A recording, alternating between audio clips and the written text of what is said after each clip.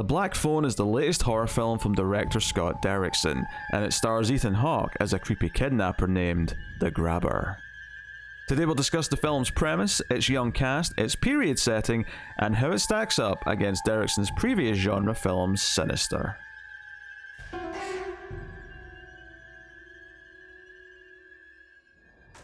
Welcome everyone to Screams After Midnight. I am Peter, and joining me, as always, is Tim.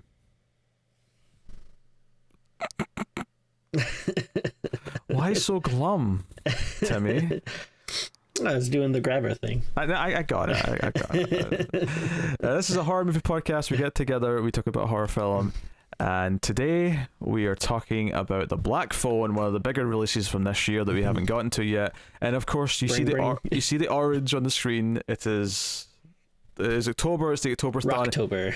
This is the first one we're recording for October, but I mean, I have no idea what the order is going to be when they're actually released, because I might intentionally put something else first. But happy October. Shocking. Hopefully you're enjoying the festivities and any extra episodes we can pump out. We don't know how many we're going to be able to pump out, but we'll do our damnedest. I'm sure some people are like, October, but spooky season started for me on September 1st. Well, sorry, that's not the way it works. October is a spooky month. The September is nothing. Look, Tim can only feasibly neglect his child for a month, okay? Like, we yeah, we can do it all September as well. But yes, welcome. So The Black Phone was one of the bigger releases of this year. It's a Blumhouse movie, which, you know, like half of all horror movies now are Blumhouse. So that doesn't surprise me. It is directed by Scott Derrickson, who is a director that I am not fond of. I have lots of strong opinions on a number of his films, and we'll get into it. We'll start spoiler free, of course. So if you haven't seen the movie, you want to get our thoughts before we dive into all the juicy spoiler details, then don't worry, we'll get you covered. We'll talk about our general impressions and just sort of what the setup of the movie is first. But stars Ethan Hawke as the villain, who's known as the Grabber in this. It is set in the 70s, which I actually didn't know when I sat down to watch it a couple hours ago, and I was like, oh, we're starting in a time period, interesting. And then I thought it was going to flash forward to like present day. I was like, oh no, it's just in the 70s. All right, okay. So it's about kids, young boys who are being kidnapped and presumably murdered by someone in a mysterious black van who may or may not be Ethan Hawke. And our main kid is a character named Finney, who, I'm sure this is not the case, but in my heart I like to believe he's named after Finn Wolfhard, because he is the kid from Stranger Things and it and other, you know, movies and shows that are based around kids. So I assumed he had fins under his clothes. Or maybe his parents were just a big fan of Jaws and thought, I want to call our son Finney. Yeah. It's either Bruce or Finney, and Finney won out. Or Amity. Yeah. Why you walk out of class? Here's Amity. I've since having a kid and stuff, and my wife is on a lot of the like apps for mothers and stuff, and you hear a lot of different kids' names, and oh boy, some of the names out there are you'd be surprised. I don't know if I would be. I feel like I'm prepped for the insanity. Jeremy Davies the worst in this, is like just regular. I'm sorry. I mean, no offense to people with weird names, but I still understand the just like having like a regular name, but with just like the craziest spelling. Like, oh, it's Jason, but with an X and like two N's and a Y, and I don't know. So you're saying it's like Madison with two N's and a Y, but it's not where you think it is. Oh, Peter, you and your memes.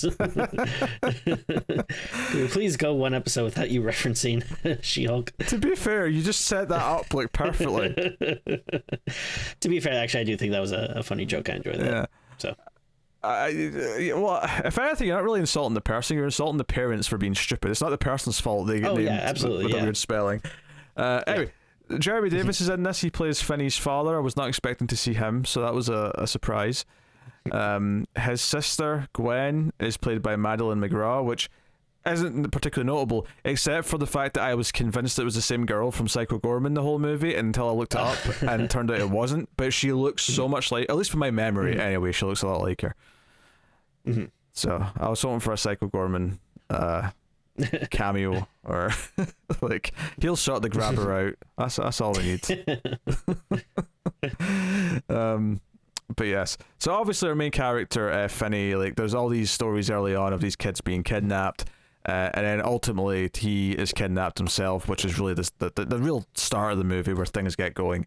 And that is the gist of it. He's held captive by the grabber, whilst his sister is, wanting to find him.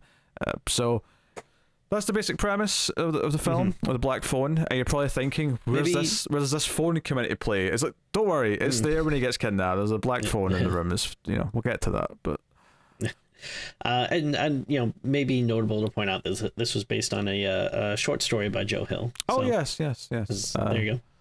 So yeah, based on a Joe Hill story. Yeah, so I went into this with, kind of muted expectations because I do not like Scott Derrickson as a director. I have not liked any of his films. Sinister is obviously fairly well liked, and I like the snuff movie element of it, but I hate all the supernatural parts and everything with Bagul, I think his name was. Yes. He did. Man, you pronounce bagel weird. It wasn't bagel. It'd be even harder to take him seriously if his name was Bagel. I was just thinking of that was a joke on Community. Before. Ah, was it? Okay, I don't remember that. Yeah. I do love Community though. I do love Community. Yeah, I think what's her face would say Bagel, and they all made fun of her. Oh yeah. It was a Brit who couldn't pronounce bagel correctly. Yeah. So Scott Derrickson, Sinister, Day of the Earth still remake, Hellraiser 5. He's got some turds. That most people like. I mean, a lot of people. Exorcism of Emily Rose, I believe he did. He did do that. I've not seen that though, so I can't comment on that one. Oh, okay. A lot of people will stick up for Sinister, right? Like I admit there's a bit of a divisive, opinion on that. I feel generally people seem to like it. Okay, maybe I'm in the minority then. Whatever. The point is that it's not a generally hated film. Whereas I think that the Day the Earth Stood Still remake and Hellraiser 5, most sensible people think those are shit. I think Hellraiser 5. Well, I think Day the Earth Stood Still is just like forgotten. Like I bet even most people that have seen it probably don't remember. I saw it and I don't remember anything about it. I think Hellraiser 5 has a little bit of a cult following. Like I would say most normal people don't make it that far into the series. But I do think, like, I don't know, the people that watch it, like, maybe they don't rave about it, but I think there are some people that are like, that one's actually like not too bad, which I mean, I don't like it, but I do think it, at least as far as the sequels go, that one has like at least a little bit of love. Trash is the word. I mean, I don't disagree. I think it's awful as well. Who are these depraved individuals that are given it a following? They're out there. Who are they? What is their childhood trauma? Come on now. So not a fan of Scott Derrickson. Didn't like Doctor Strange either. That seems less relevant to this conversation. I hated Doctor Strange. Yeah. So naturally, I'm not getting into this with all that much buzz or excitement, but I went in with an open mind. Some people seem to quite like it. I know you'd seen it a while ago and were mixed. There was things you liked, things you didn't like. How did you feel after seeing it again for this? So I mean, I guess generally the same, but probably tipping a bit more on the negative side. To me, I think ultimately this is a pretty frustrating movie because I do think there are compelling parts to it, but the parts that are bad, like, just really bug me. The thing with Scott Derrickson is, I would not say I'm a fan either. I shouldn't let this affect the movies, but I do think he's a pretty annoying person, like online and on podcasts. Like anytime I see him, it's just, he says a lot of very eye rolly stuff, a lot of weird stuff. He was bragging the other day about the Instagram accounts of all of his young co-stars on the movie, which was like weird. It's like, oh my god, like look at all those stars from my movie, look how many Instagram followers I have. Like, calm down, dude. Like, you have more money than most people will ever see. Just like shut up and go offline. And like the but I don't know, I don't think he's like necessarily talentless. Like, you know, a lot of the movies that you mentioned, well, I guess, I mean, yeah, Hellraiser I think is really bad. Sinister, I guess I have kind of a similar feeling where I'm also kind of mixed on it. Like, there's things I like the ideas, but then where it really falters for me is the horror elements, because I don't know, like, he gets good actors in his movies and they give good performances, although I think some of the kid actors in this are pretty bad, but like, you know, I think he has like some shots that look pretty, but then like his horror stuff, which, you know, essentially these are horror movies that we're here to see, is just like, you know, the very cheap generic studio horror crap, like jump scares and bullshit like that, you know, we always rail against and get mad about. And I don't know, it's weird to me that I feel like he's kind of a beloved like horror director. Like, maybe like normal people don't know him by name, but you know, I think there's like a lot of normie people that you know, I probably sound like I'm like gatekeeping or whatever. Like, you know, it's fine if you like the movies or whatever. The filthy casuals. But I mean, you know, people that aren't like us, that are like watching horror movies every day and like looking at them like through critical lenses or whatever. Like, you know, I think if they don't know his name, but if you say like Sinister, they'll be like, oh yeah, I love that movie. Like, oh, that guy rules, whatever. But no, I think his horror stuff is garbage, and I think you know, maybe it'll probably be easier to talk about like when we get into spoilers and stuff, but the main storyline in this I do find pretty interesting, and I do like to watch. So I like the device of the black phone, and I like how the story kind of builds on it. Like, you know, he's, you know, talking to these, you know, I don't want to get too spoilery, but I mean, if you see in the trailer, whatever, you know, essentially he's like talking to the ghosts of the victims or whatever. But I like how, like, you know, every time he talks to someone, it kind of like unlocks like a new thing that he can do or he can try. And the movie does build upon itself until you get to the end. And then, you know, he's using like all the things he learns. Like, that stuff to me is very interesting. But then it's just mired in a lot of really dumb stuff. I really did not enjoy the sister character at all. When I saw this in theaters, people thought she was the funniest thing because she was a little kid and she swore. Oh my god, that's so funny. That's that's just that's humor, man. I thought it was so grating, and apologies, but I did not think she was a good actress, but that's fine because children shouldn't be actors. We should just CGI like children into movies now, because whoa, hold on a minute. I don't know if I agree with this. Hold on, no.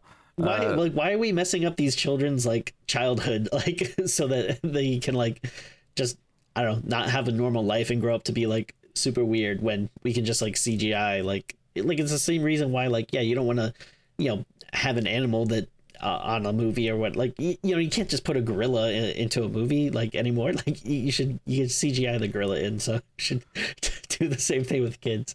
But I don't know, I lost my point, but yeah, the whole sister subplot I thought was dumb. There's weird injections of like humor into this that are so unfunny and off-putting to me. Like, there's I guess I'll just say the brother character, which I found like completely unfunny and so jarring, just to throw in the middle of this, you know, very serious dour movie. I got really confused for a second, but not Finney. I realized whose brother you're talking about now. Oh, okay. Yeah, sorry. Yeah. But yeah, I mean, this movie's not really fun. It's like very serious, and I feel like it's trying so hard to be something more. Like, you know, like people talk about elevated horror movies, and it's very eye rolly. Like, this to me, I feel like is trying like really hard to be one, because it's like, you know, yeah, like we're gonna show like scenes of like child abuse, and like, yeah, it's so pointless. Like, it really, like, I kind of understand the point they're trying to make, but I think it is totally unnecessary to the movie and really does not have any like plot relevance. Although, like, you know, I think they'll probably say it does, but I disagree. But yeah, I don't know. I think a lot of that stuff is bad. And then yeah, like when they try to do like horror stuff with ghosts and supernatural things, there's a lot of like bullshit jump scares that are just completely ineffective and feel very cheap. So yeah, I don't know. I don't think this is as bad as like, you know, like random generic studio movies you'll get like Truth or Dare or, you know, that kind of thing. Like those to me are very like, you know, feel very cheap and stupid. Like this, I think there's a little bit more talent involved, but at the same time, a lot of it just, I don't know, kind of feels shallow and doesn't really work and mesh together. Which is a shame because there's, you know, kind of a structure of something that I like there. Almost feel like maybe it would be more interesting if it was less of a horror movie and you take out some of the supernatural stuff and it's more of like a, you know, kind of like a survival thriller kind of movie. But I don't know. That's I guess that's where I stand. Now you go. There you go.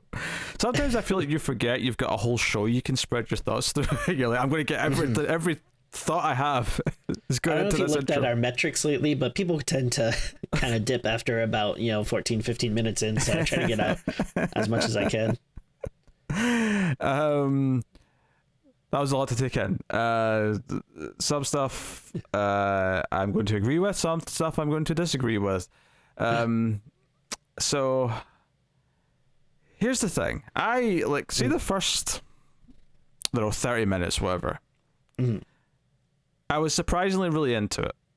I really liked the tone that it set up with, like, you know, all the kids like chatting and stuff, and these kidnappings were going on. The tone with like building up the Finney's relationship with his sister, building up like the people who he was friends with, and also people who were kind of like bullies to him, stuff like that.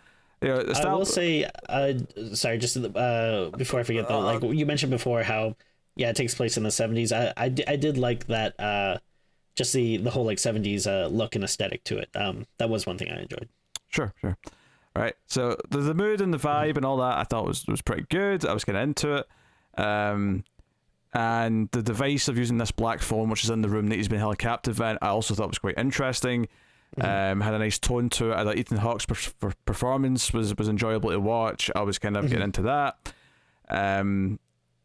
So, you know, I was actually, you know what, I'm actually think I'm enjoying this, which is surprising. It feels a bit more confident in its direction than I tend to find Scott Derrickson movies are. The editing wasn't annoying me like it has done in some of his movies. I will say, though, there was a very particular moment where it started doing some jump scary stuff that it kind of started to slide down a little bit for me. Now...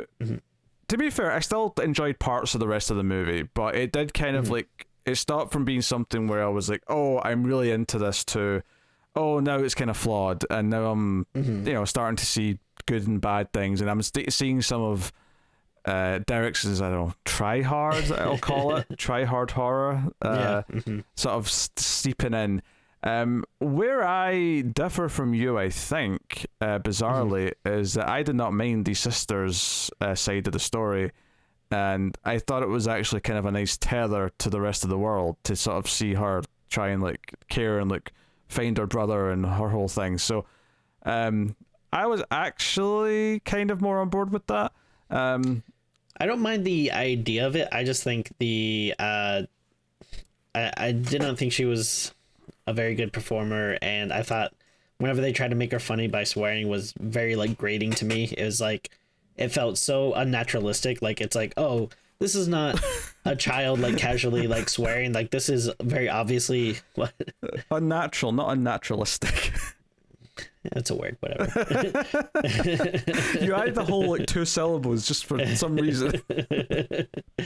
But like to me it didn't feel like, you know, the like some movies like do a good job of being like, oh yeah, this like it sounds like the way kids like would talk to each other or something. And there were moments like that with some of the other kids, but I don't know, the sister, it just felt like they're really trying hard to make it funny, but it just felt like they were giving her like lines that was very clearly like an adult wrote this and thought it'd be funny if a little kid said it. Like, now when she's doing some more of the serious stuff, like, you know, I thought that stuff was fine. Like I thought she did good at that. It's just the comedy stuff I found grating. But I don't necessarily have a problem with kids not sounding like actual kids necessarily.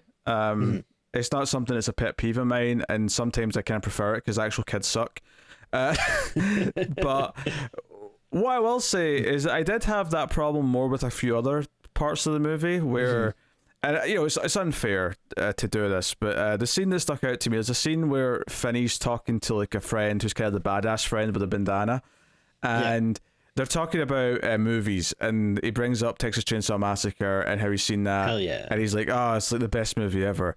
And he's like, wait, not Enter the Dragon? He's like, okay, maybe second best movie ever.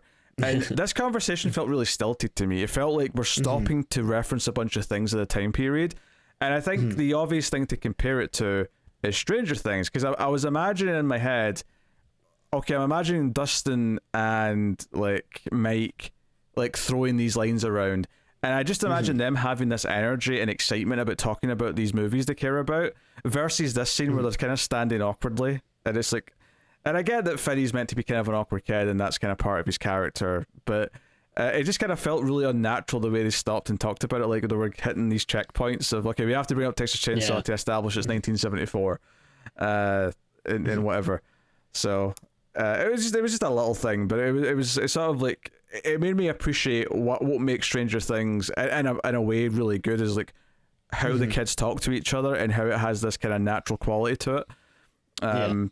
Whereas here, it doesn't necessarily feel as natural, but it didn't bother me so much in the sense that it kind of, because ultimately this is a dark coming of age movie. That's really what it is at its core, and it's kind of built a horror movie around it. And there's some good horror movie moments. There's some good bits there. I do think there is some thematic reasons for the things that you said you didn't like that are there. When we get into spoilers, I'll try and maybe give my read on it as to why these things are there. But I mean, I know why like a lot of this stuff is there. I just don't think, at least to me, it doesn't work. Sure. But I mean, we can talk about that when we can actually bring it up. So I guess I'm slightly more positive than you in the sense that I'm not as mad at some of the things you seem to be mad at, but at the same time I was underwhelmed a little bit as it went on, particularly in the second half. There was some things where, like, I'll put it this way, I wish it was just voices on a phone. Yeah, no, I agree 100%. I thought it was way cooler and far more interesting and kind of like ethereal when it was just voices on a phone. The second it started visualizing things, I was like, okay, now it just feels like you're being like a goofy horror movie now. It feels very cheap and ineffective, and just like a staticky kind of like voice cutting in and out is so much more effective than what they end up showing you. The imagination it was like provoking in me was far more exciting than when it just started showing things. I'm like, okay, now it just feels like you're being like a generic movie now. Yeah. I will say I was probably sounded a bit more like you when I first saw it. So I think part of it is seeing it the second time for me. It's maybe there's a little less excitement because I know where the story's going. So now I'm just focusing more on a lot of the stuff that didn't work for me versus, my initial watch where maybe I was a little more caught up in the story and, following along and stuff. So I'm not like super down on it. Like it's not like it's the worst movie ever. Like I think there is something more, to this, and I think to most Derrickson's other movies like Sinister or The Exorcism of Emily Rose, where it's like I don't think they're. I do think they are like a bit of like a cut above than the really like dumb, cheap, generic studio horror movies we see a lot of the time, but I don't think they're like leagues above those kind of movies. Like it's like I don't think like, oh my god, like these are actually like really great movies. Like they all kind of have flaws, and again a lot of the flaws are coming from the actual horror elements, which is kind of bad when these are horror movies we're talking about. I think fundamentally I just don't like the choices that Derrickson makes and how to portray horror. I don't think I and it's sad because I actually think he was doing all right in this up until a point, and then he's like the Derrickson sensibility started to come into it, and it kind of ruined it a little bit. Yeah, that's why I was saying before, like if you took out the whole supernatural aspect to it, like, I don't know, I think this would be a much, far more compelling, interesting movie. I think, that's where a lot of stuff gets lost on me. I can't really talk about that more until we're in spoilers, because I've got some thoughts, but Okay. it's I mean, I still think this is easily Derrickson's best movie, though. For what that's worth. Yeah, no, I would, yeah, I'd agree with that. Yeah. I mean, definitely better than Hellraiser or Day the Earth Stood Still. I think I like Sinister a little bit more than you, but not as much as other people. But I would say I'd put it above Sinister too. So yeah. Also, Max, the brother character, did you recognize that actor? Was he from It Chapter 2? He actually might have been, but what I was going for there was he was the lead character in Sinister 2. Oh, right. Yeah. And he actually had a small role in the first Sinister as well. He was a... Oh, yeah, that's right, because, Sinister 2, he inexplicably becomes the main character, which is dumb, but also I think it's kind of funny. Well, Ethan Hawke ain't coming back, so we have to promote the side character to lead, to make it feel connected. And I guess I was rambling so much in my opening thoughts. I didn't even mention Ethan Hawke, which is kind of funny, but I liked him though in this. I thought he was good. No, he is good. Yeah, Ethan Hawke's good in this. I definitely think the premise of this is better than the other Derrickson movies as well. It's the one that I've liked the most in terms of its ideas, and I wonder if it's because it's something he's adapting versus probably, yeah. I mean, some of his other things I think are also adapted to be. I mean, Day the Earth Stood Still is literally adapted from another movie, but and Doctor Strange obviously isn't like something he came up with. Yeah. I've got some thoughts. See, I wouldn't necessarily say take out all the supernatural things. There is definitely something I would keep, but we'll talk about that in the in the spoilers. As far as anything else goes, I do think it's also Derrickson's best looking movie. It has such a distinct style. It's going for the sort of flat, muted colours of the 70s, and it does kind of, it works. It looks authentically of the time period, and so it feels like it's got a vibe because of that right from the get-go, which is nice. It feels like a rougher time. It feels like a harsher time. The school bullies feel particularly vicious and things like that. Absolutely. Yeah. So, no. But yeah, I guess we'll give the spoiler warning so we can actually talk about the movie in depth and get into all the nitty gritty stuff. So, spoilers from this point on for The Black Phone. So, I mean, where to begin? The beginning. I mean, if you want to just work through it, I suppose, yeah. I wasn't necessarily going to do that, though. I was going to just, pick topics and, but... Let's start in the middle. Yeah, so, I mean, the first half, well, not the first half hour, but the first, 20 minutes is, it's establishing Finney, the fact that he is a kid that's bullied, the fact that he does get beat up, that he has a friend with the bandana who protects him. His sister even protects him at one point by smashing a rock into a bully's head. Let's be honest, she killed that kid. It felt like, I mean, not even just her, even the guy with the bandana, the way he punches this other kid in the face 10 times, I'm like, that kid's dead. That was like a killing amount of punches. But the movie's like, nah, he just, bloodied his nose a bit. I don't know, he smushed his face in. But no, the sister even sticks up for him. So it's thematically setting up a lot of stuff. It also shows that when their dad does get violent, and not so much with punching and stuff, he just, it's good old fashioned, he just spanks him with the belt really harshly. But he wants to stop his sister from getting hit, but he can't work up the courage to do it. He backs down. So it's establishing that he is this, not a coward. That's a bit harsh, but he is this scared kid. He doesn't stick up for himself, and obviously that's part of the dark coming of age element of this story, which actually, even though the ending does kind of have he's confident now because he says, "Call me Finn" to the girl that he likes, and that's the final moment of the movie. That's so eye-rolly to me. I hated that. It was a little eye-rolly, but I think even though it's got that positive spin on it at the end, I actually think it's quite a dark ending, because to me in order to stand up to the grabber, the killer, right, to stand up to Ethan Hawke, he basically has to become a killer himself. And I think there's a sentiment in there about how, violence begets violence, and that he's going to become someone who, he's had to do something really dark and sinister himself to survive this situation. Sinister. Shut up. Right? And, I do think, I think in a lot of ways, the grabber is kind of like a really dark version of his father. Like, I think there's some, the fact that he's, at one point, he's sitting with a belt. Yeah. Because he wants to punish the naughty boy. More on that in a bit.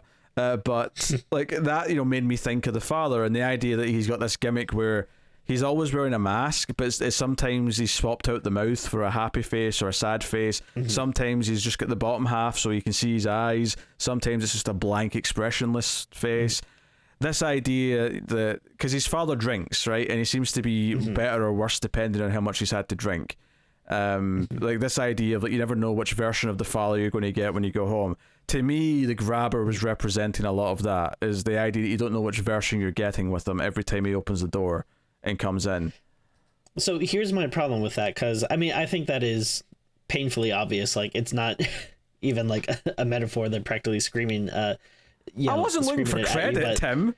No, I'm just saying though. You're saying like, well, I kind of thought. I was like, yeah, it's very obvious. We all got that. The thing that falls apart for me about it is at the end, like the when he's comes out and the police are there, and then the father comes out of nowhere, and all of a sudden the father's just like, oh my god, like you're here, like I'll stop drinking, I'll be better, like things are better now. So like it gets muddy to me, because you would think that the story would be he can't stand up to his father, he gets kidnapped by this much more literal monster, and then he has to stand up to that monster, and by conquering that monster he can then stand up to his father. But then he doesn't have to stand up to his father, because out of nowhere his father's just like, guess what, I'm all better now, like don't worry about it, I'm never gonna drink again.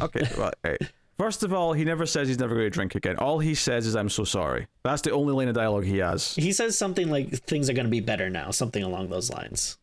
Maybe he says something like that, but he doesn't specify that he's going to stop drinking or anything like that.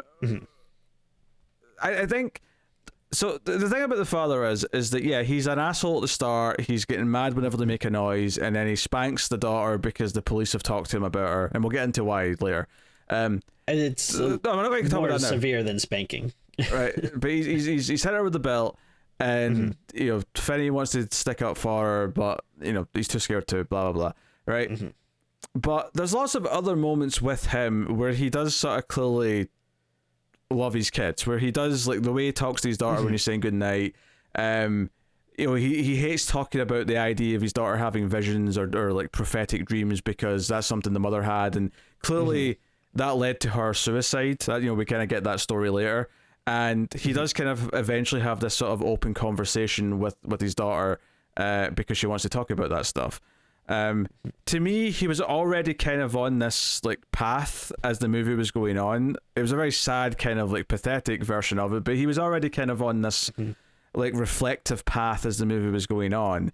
I think the whole idea is that his son being kidnapped, and not only that, but the fact that his daughter's the one who found him or helped find him, and it wasn't him. He wasn't the one who was out there looking. He wasn't there. I've said that. He did drive his daughter around at one point looking. That was a small moment in the movie. So he was starting to kind of listen to her as the movie went on. So again, maybe implying that he was starting to kind of take them more as equals as the movie was going on. But to me, the point of him at the end, it's not so much that Finney stood up to the grabber and therefore he's now able to easily stand up to his father. I mean, he could, right? Obviously he could now, but the idea is that the father, because he was so helpless himself, like Finney's been the whole movie, at least is admitting that he has been a poor father. He's at least admitting that. Maybe that doesn't work for you, but I do think there is like a purpose to that there. It's not so much that was always going to be the case where now he has to stick up against them. I think the father's meant to be more sympathetic, because he's not, like, look at it this way, right? One of the things we loved about The Wolf of Snow Hollow was the idea that the wolf represented alcoholism, right? And the main character was this alcoholic, and the wolf was kind of like a mirroring or metaphor for what he becomes when he's drinking. I think this father's clearly alcoholic, right? That's very established throughout the film. Obviously, yeah. I think the idea is that the grabber with the mask is representing him drinking. It's representing him when he's got, that's why the faces change. Sometimes he's a happy drunk, sometimes he's a sad drunk, sometimes he's an angry drunk. All these things. So at the end, the idea that maybe he will be better if he's not drinking is kind of like, it's not a guarantee that he won't. Like, we don't know for sure. We don't see what happens next. But the idea that he's scared into sobriety is kind of the idea, I think, at the end. Nah, I'm not buying it. Sure. I'm sorry. I just think it's so sloppy and like. I'm not trying to defend it necessarily, but I do like. I get what it's going for at the very least. So all I'm really fighting on is that you said, oh, well, clearly he's supposed to at the end be able to, stand up against his father because he's stood up against it. I don't think that's what it was trying to do by the end. Is all I'm really arguing. But then it's completely pointless. Well, it's not necessarily. Why have this subplot at all then?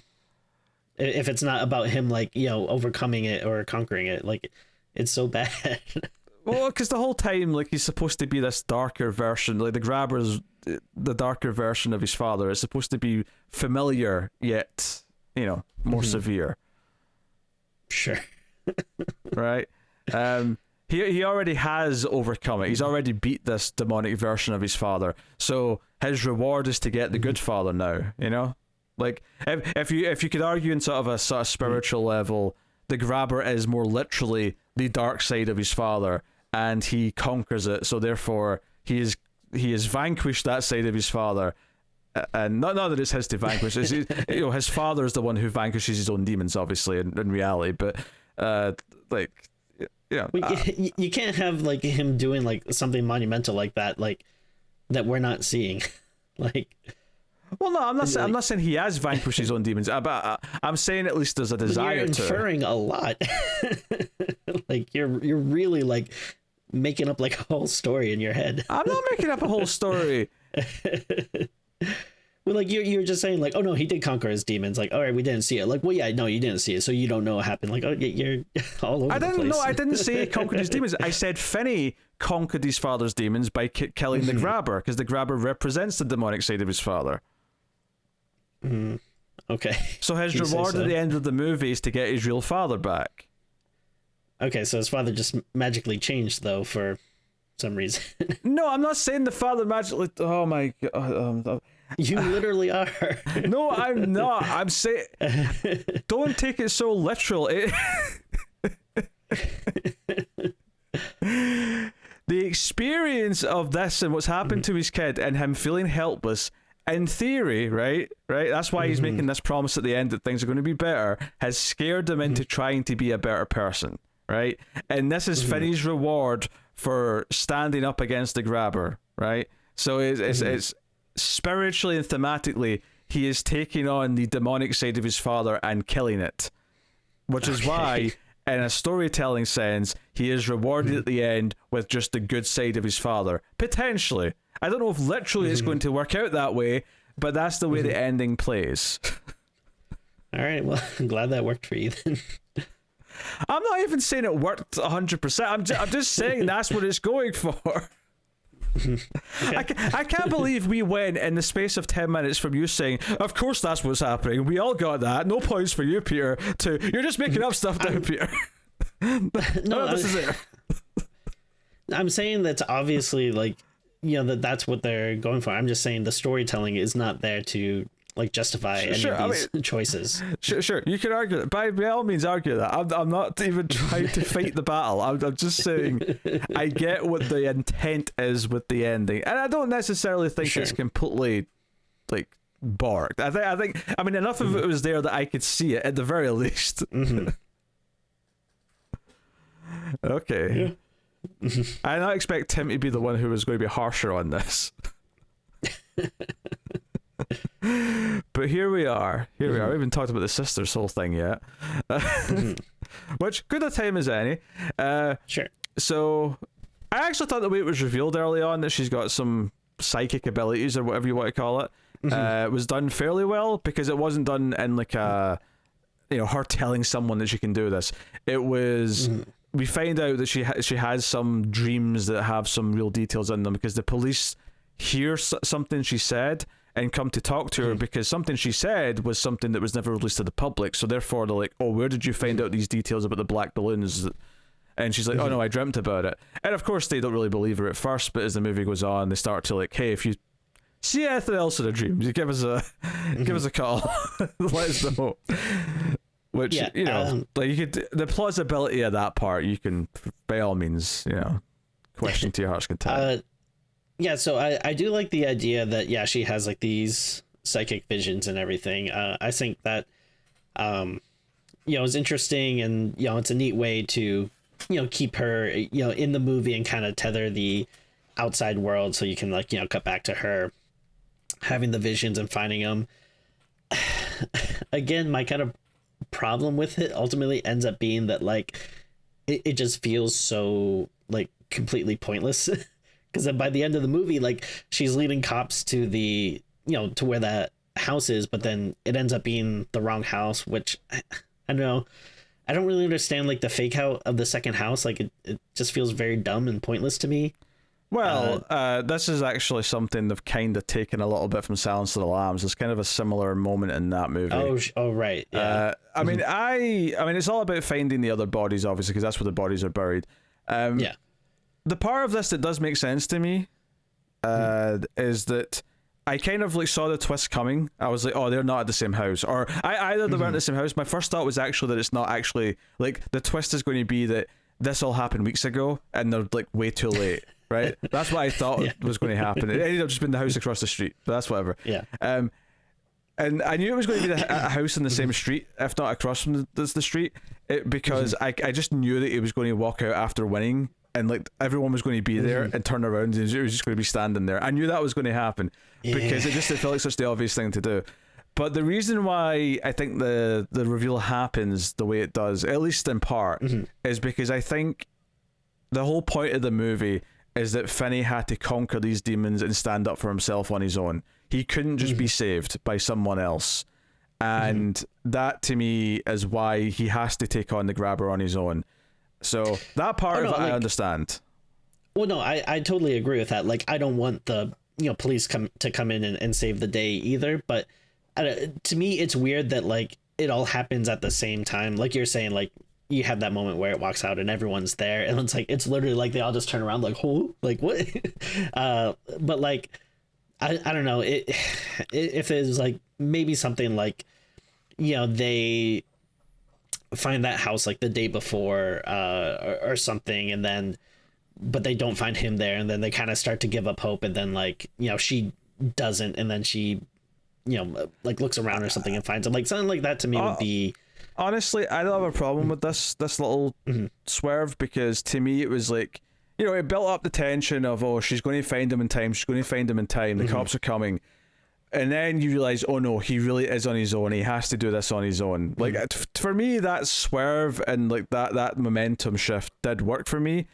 What I do like about the sister side of things, though, to go back to her kind of like portion throughout the movie, is that it ties back into the father stuff, is the idea that the reason why she is linked to him, and like not like literally in the movie, but in a thematic sense, she's linked to him and is getting hints of what's going on with them because she's his sister, and because if this is like all an analogy for an abusive father, or a father who is abusive. Look, I don't know why I was looking for another word. Just abusive, right? Meanie. I mean, then the idea that two siblings share that, right? They share something, an experience together, the trauma that they both understand with each other in a way that no one else really can. And also, of course, earlier on in the film, she did save him already, so it's this idea that she maybe can do it again, and just in a bigger, more grandiose way. But this idea that she, in some level, understands what he's going through because she's also been witness to it, and she's also went through it herself, I think is part of the thematic reason why she does have this ability, and why she is able to sort of like, see signs of what's happened to him and sort of dream parts of like where he might be. I think that's kind of also ties into the whole thematic idea of the grabber representing the worst part of their father. I think the theme is that God sucks.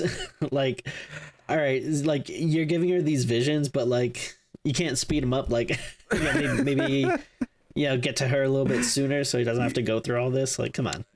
Well, no, he has to go through it though, because it's a coming of age story, so it's all about him learning something. So this is all about building strength. So like God is like watching, like oh yeah, I can't interfere too much. Well, I'm an atheist. I don't believe God's doing any shit, but like in the context of the movie, although actually that's it. I know you were making fun of people thinking she was funny because she swore, but I have to admit, her praying and being like, "What the f, Jesus?" Like, I did think was kind of funny because it just caught me off guard that she's basically praying and saying, "What the hell?" Like, come on, help me, you prick. Like, I don't know, I thought that was kind of funny.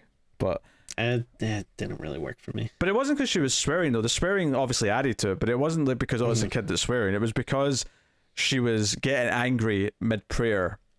That was the funny part. But yeah, I mean, I guess I like it more than, like, the more over-the-top funny swearing to the cops and stuff. Like, oh, sure, yeah. But I like the sister side of the film because I thought like this idea of like why she's connected and can understand what her brother's going through in some sense. Even if it's this weird link, obviously in the movie because it's this psychic thing, but and that's maybe why she was getting visions or dreams of the other victims. Is the almost the idea that these are all victims that have suffered. So let's say the idea that the grabber in general represents abusive fathers, right? The reason why she's like getting dreams of the other victims is because in some level she recognizes that they're going through something similar with their fathers, and that's what links them all together.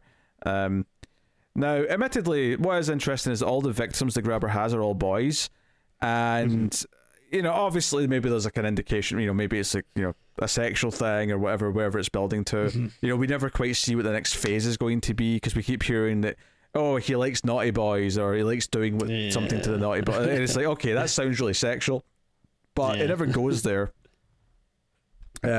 Because ultimately Finney isn't playing his games the way that he wants him to. So the things I didn't like though, right? Because I'm doing a lot of time defending or at least trying to like play devil's advocate for the things that you're shitting on. I do think there's a lot of thematic things in there, and I think a lot. To be fair, I'm not giving Derrickson that. I'm giving that to Joe Hill probably, for those elements. The things I did not like. I said earlier that I wish they just stayed voices on a phone. I could have maybe accepted it because eventually the last one he sees or talks to is the one that stuck up for him. The guy with the bandana.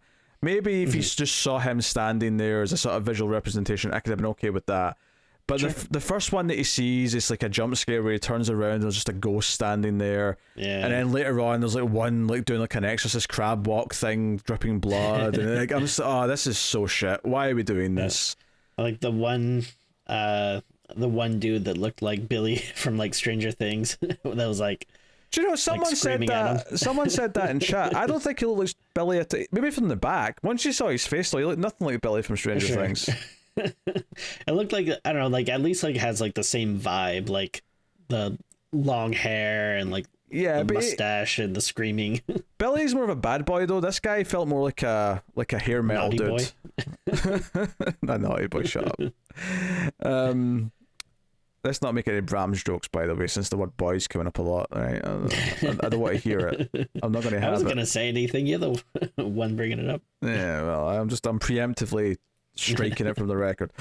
Right. That spooky shit I did not like at all. I felt like it just robbed any of the mystique from the phone call thing, because this idea of the phone calls, because one of the things I thought when I was watching the movie is that, okay, so it's implied that the mother had these abilities, and it drove, and that's the other part actually, just on that as well, the idea that these abilities drove her to suicide. I do wonder though, like, is that because the idea that it was living with this guy that drove her to suicide? And maybe that's why he feels so angry when the subject comes up. It's not, in a literal sense, it's because these visions or these like beliefs she had led to her death.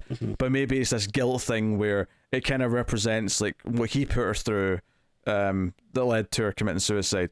And that's why both their kids have it as well, because he's also a bad, presence in their life. But in a literal sense, I was thinking the reason why, because it mentions that no one else like could hear any voices on the phone. It's just him. And it's only like him and the grabber who can even hear the phone ring. I thought, okay, the reason for that is because he's also got the same mother as the sister, obviously. So if it's a hereditary ability to be kind of psychic, maybe that's that. The main thing I took from it, though, is that told me that much like I'm saying how Finney had to become violent and dark and kill someone to survive, I think it clearly shows that the grabber was also a victim of abuse when he was younger. This idea that he can also hear the phone ring.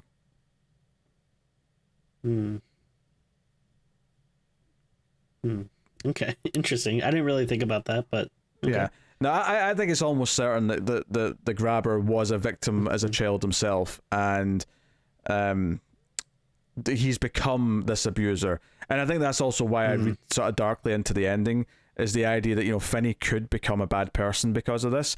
Admittedly, the way it sort of does the happy last scene, I don't think he is, but like, there was a moment that I was thinking, when he does when he kills him, because he sets a little trap for him, and he, strangles him with a phone cord, and properly kind of snaps his neck. There's this thing, the kid that he plays baseball with in the opening scene is like, oh, you've got a mint arm, and that he's one of the kids who gets kidnapped, and he says it over the phone, and then right before he snaps his neck, he's like, you've got a mint arm, and then he just sort of goes and, yanks it into his neck, and I'm like, okay, very good.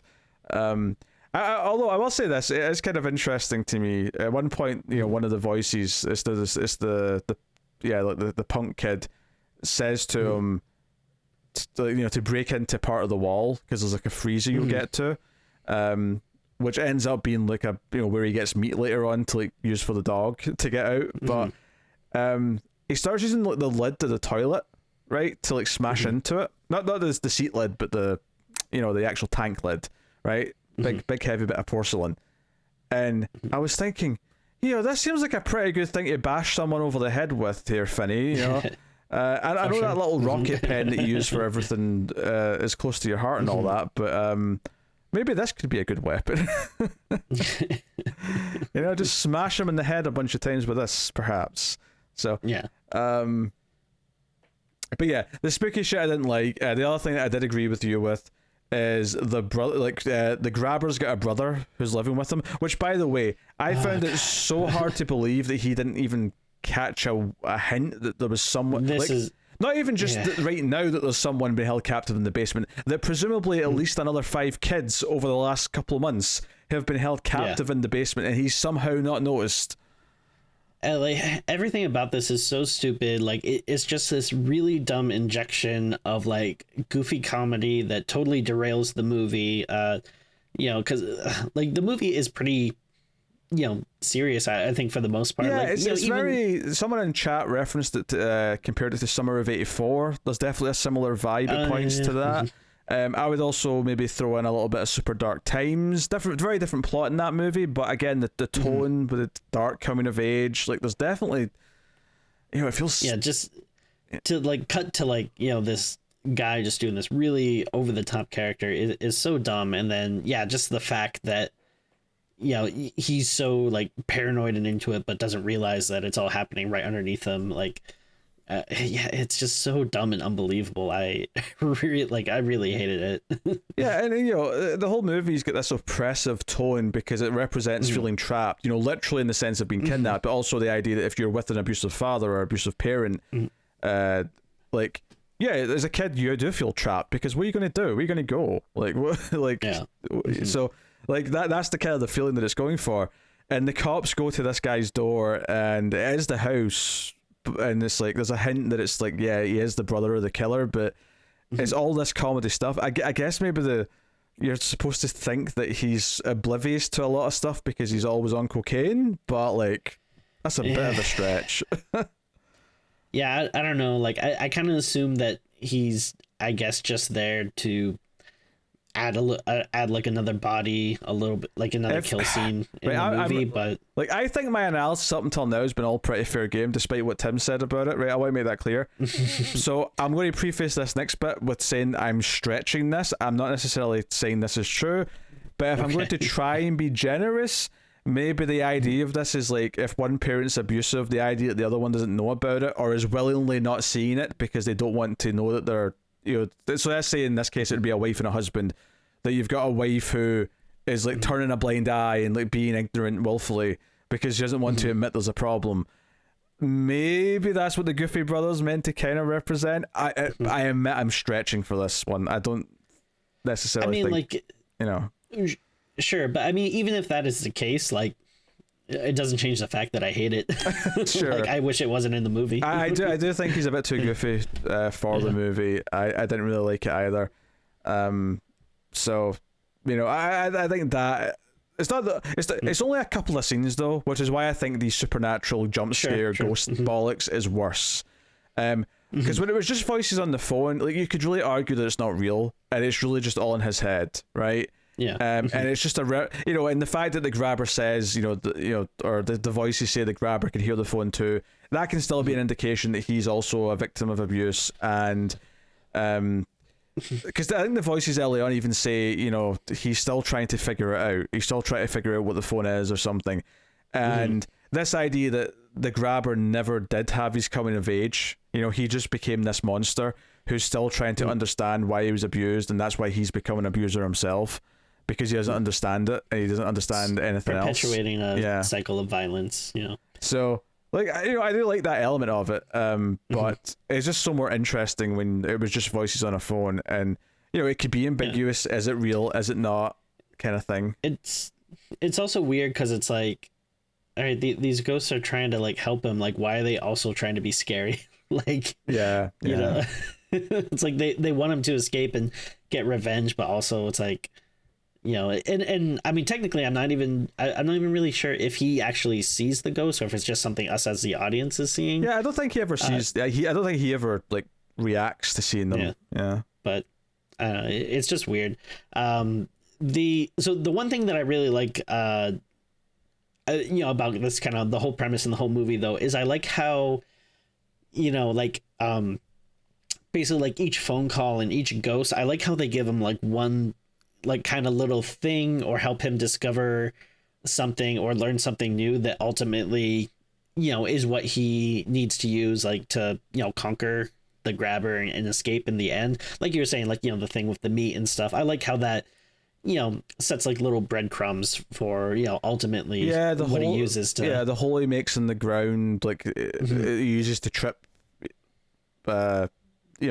trip the grabber when he's chasing after him, things like all the little bits that he's done. I will say there was a couple of times in the movie where I felt like, oh, it's very lucky all these like handy like things are around to use, like the grabber's not done a good job of making the place empty so that he can't use anything against them. But also unintentionally really funny moment to me is when he's trying to pull off like the grating or the bars that are on the window.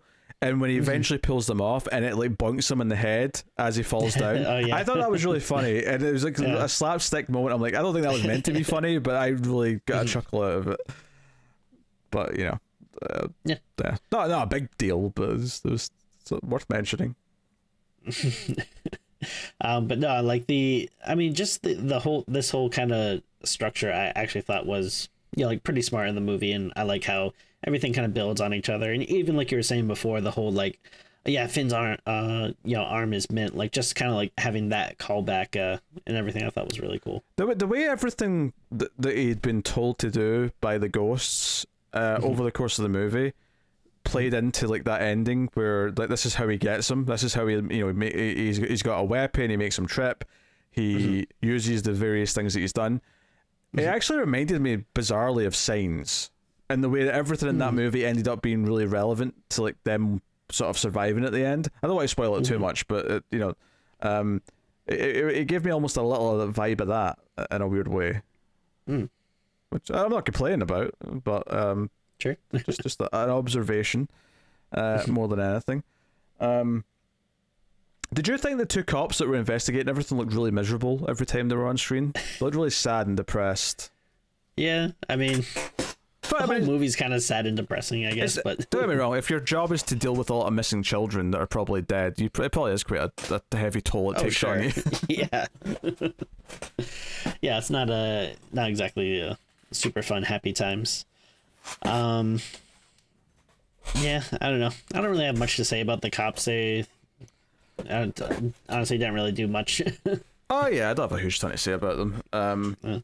You know, obviously, you know, the bullies that were picking on him at the start. When he comes back into school at the end, they're, you know, when he's walking through the halls, you hear mumblings of the other students who are like, "Oh, I thought he was 7 foot tall," which made me think of Braveheart of all things. You know how when William Wallace shows up to the battlefield, it's like, he can't be William Wallace. He's, you know, William Wallace is 8 foot tall and shoots bolts of lightning from his arse. And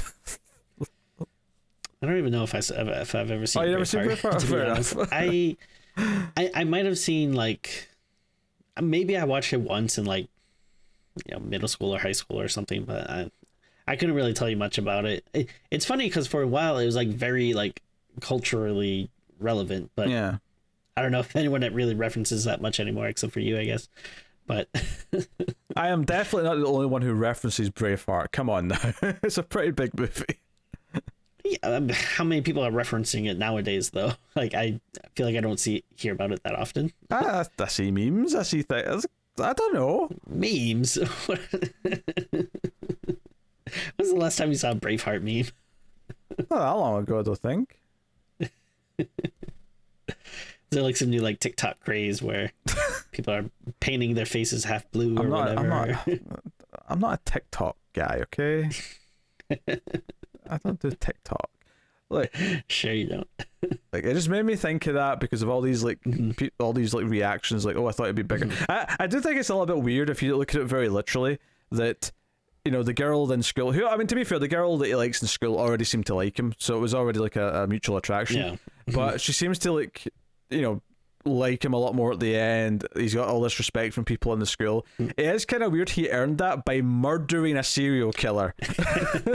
Like, yeah, that's a pretty dark thing to have done. Like, even if, you know, obviously he had it coming, he absolutely did. Yeah.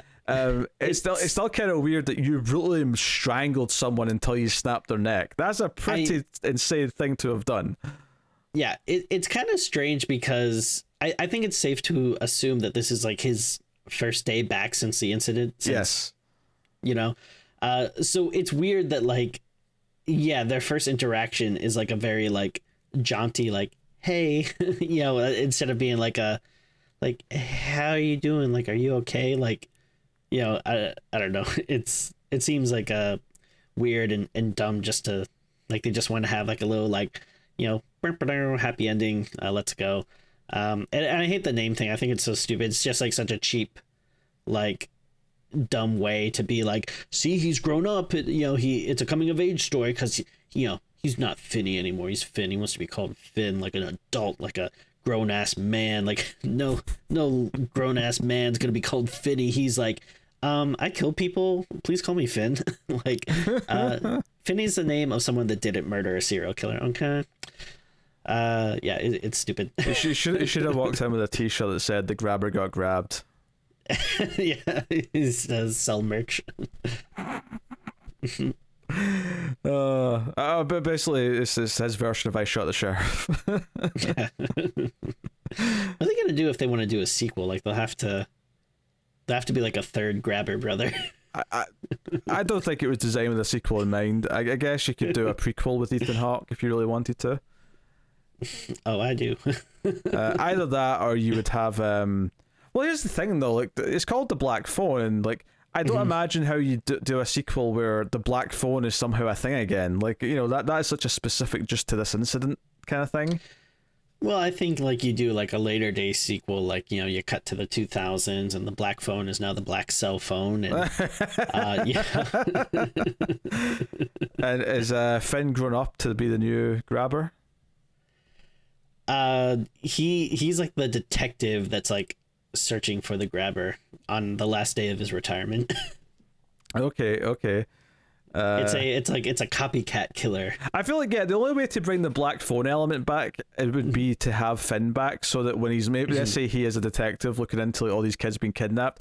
What if he starts hearing the ringing again? So it's kind of like a callback to because it's personal to him. He's the one who heard the black phone ring. It would, It actually wouldn't be bad. Yeah, but it'd have to be him that's hearing it again, because otherwise it would make no sense that it came back. Like, why is this other character also manifesting their inner thoughts with a black phone? It doesn't make much sense. So, and by the way, I did also kind of like that the black phone actually like becomes a weapon in the end too. Yeah, he also uses it to kill him, so it's almost it's almost representative of like all his pain and frustration and turmoil is literally being used as a weapon. It's what he's actually using to fight back. So this idea of you get strength from your anger, as long as you can, use it in a healthy way, you can use it to fuel what you need to do. So that's some interesting ideas. I would say it's. I think I like it more than you do. I think more of what it's going for lands for me, but there is definitely some things that I definitely do not like in the movie. So I'd say I'm still mixed, but I may be viewing a bit more positive on the mixed scale than you are. Yeah, I mean, to me, it's just like, it's fine. Like, I don't know. I didn't hate it. It's just the stuff that bugs me just really bugs me. But I mean, overall, it's still like an okay movie to watch. Like, I don't know. It's one of those things that's maybe a little annoying when sometimes something is getting like a lot of positive buzz, because I feel like I've seen a lot of people that are like, wow, like best horror movie in years, like definitely like the best movie I've seen this year, like so good, blah blah. Like, to me it's like, come on. But yeah, I mean, I wouldn't go remotely that far. I think I have a fairly reserved feeling in the movie, but I do think it's easily Scott Derrickson's best movie from what I've seen. No, I definitely don't disagree with that. I know people like Exorcism of Emily Rose. I've not seen that, so I can't comment. I've seen it. It's like, it's fine. It's not great. I don't think it's not horrible, but it's not like amazing. Yeah. Sinister, I think I like a little bit more than you, but again, I'm not like crazy about it like some people are. Like, to me, it's kind of on the same level. Like, I guess that one would be a little less because it has a lot more of the cheap, like supernatural jump scares and stuff, which are not good. But there's still stuff I like about it. So I don't know. It's a mixed bag. Yeah. Yeah. So, no, I mean, I think actually, this year, we didn't do it last year. For a couple, one, you were on paternity leave. No, you weren't. Well, not at the end of the year. But I think last year there just wasn't enough movies to bother doing a top 10. I actually think at the end of this year, we might be doing a top 10 of the year, because I think there's enough. Because there's still some big ones we need to get to. Because no, that's fair. Honestly, this year I think has been really good for horror. I mean, it sucks that the UK does not even have a release date like sketched in anywhere for Pearl, and Barbarian did just get a release date, but it's not until at the end of next month. So I mean, I can't see that either. I think I'm gonna check that out this weekend, because I've heard good things. People like have. We'll definitely do it when it has VOD. We'll definitely do it. Yeah. I've heard Bodies is good. I don't know. Oh yeah. I know we're mixed on it, but for me, I did really like the new Scream. Like, sure. It's not my number one, but I'd probably put it lower on the list. But another one we've got planned for this month is Watcher. Tara just watched it and said she liked it, and so I'm curious about that. So that's who watches Watcher. That's who watches the Watchers. Yeah. And then another one that we're going to be doing later this month is Nope, but of course, yeah. I already talked about it on even more Screams before, though, but no surprising. And there's a couple there, but I really liked it. Yeah, there's a couple of lesser known ones that I've heard a little bit of buzz about as well, that I may get a chance to get to before the end of the year. But it feels like there is enough to do a top 10. There's enough to form one this year, which is nice. So and I'm sure we've left out a few as we list them there. But of course, we gotta see Smile. I'm not feeling like that'll make a top 10, but I mean, maybe it'll surprise me. I don't know, but a lot of stuff to get to. I mean, admittedly, how much of it we're going to get to before the end of the year. This is why I think this is why we started in the top 10 in like March, because just to give us a couple of months to catch up on all the stuff we didn't get to, because we only really have November to do a couple of movies, and then December's Christmas season, so we do Christmas movies. That's true. Yeah. So, I feel like it'll be a couple of months out of the year maybe before we do our top 10. But I just want to say that I'm glad that I think we're definitely do one this year. So, yeah. So, that's cool. All right. With all that out of the way, I guess it's time to rate The Black Phone. So, Tim, what are you giving it?